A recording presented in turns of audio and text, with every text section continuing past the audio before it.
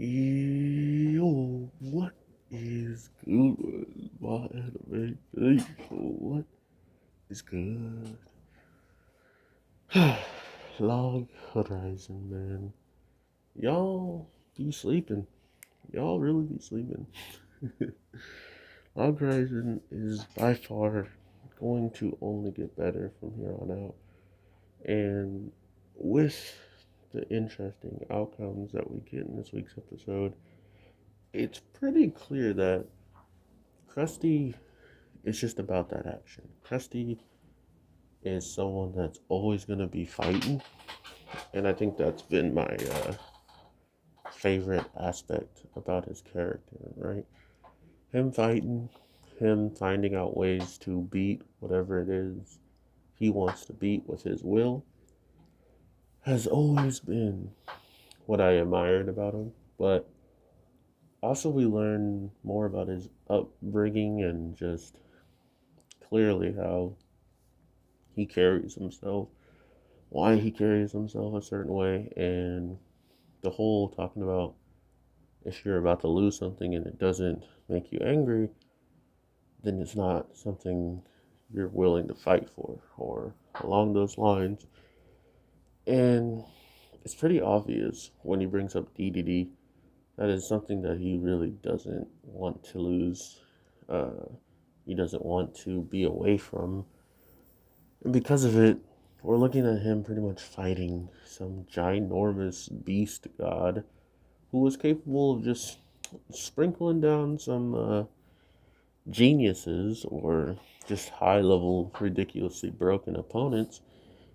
So the question is now, where are these abilities coming from, and how come they can do this? Like, how come they can just drop these beams from the sky and pretty much be as strong as they are, be in the 90s, be capable of uh, supposedly erasing memories, altering things that people are seeing, like all these different stuff, even taking over the hero, like manipulating him to fight for her. So many ways to break down and get a build up going. Not to mention, I'm pretty sure she's the one that summoned the Neu, or Nue. Um, so she's also capable of summoning raid bosses and putting them where she wants them. So this snake pretty much just showcased how ridiculously in trouble we could be if all of it was sent at once. All of it was just thrown down at one time. It would probably be a wrap. It would be a wrap for the character. So that being said, it's getting so dope that all this information is being sent over to us, meaning we're just caught up with what Krusty was doing prior to where we get the intercom.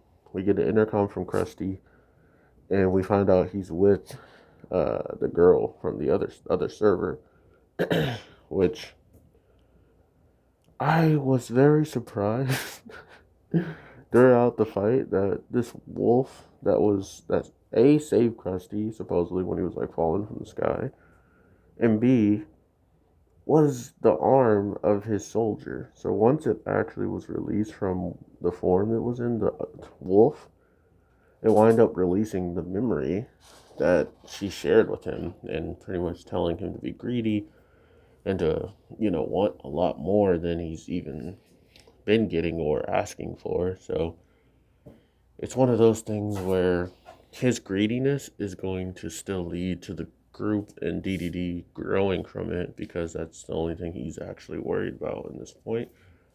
So to see him throwing memories away from the real world kind of makes you realize he's really, really over that life out there. He's happy he doesn't have to go back to that house where he's treated like crap and he's, not even wanted because of an affair. Um, Sometimes when you find an escape and now you're actually in that world, it would feel like heaven. and to go back home to the place that's actually home for all these people stuck in the game would actually be hell for Crusty. So very interesting stuff. I love his character. He's always been throwing himself at any single thing, and to have more information as of why he's this way and why he does what he does is very endearing. And I already like this character, so this just solidifies it. And I hope y'all are having a good day, night, evening, whatever the case may be when you're watching this. I am your old boy, the Anime G, and I will definitely talk to you in the next one. Peace. Sorry.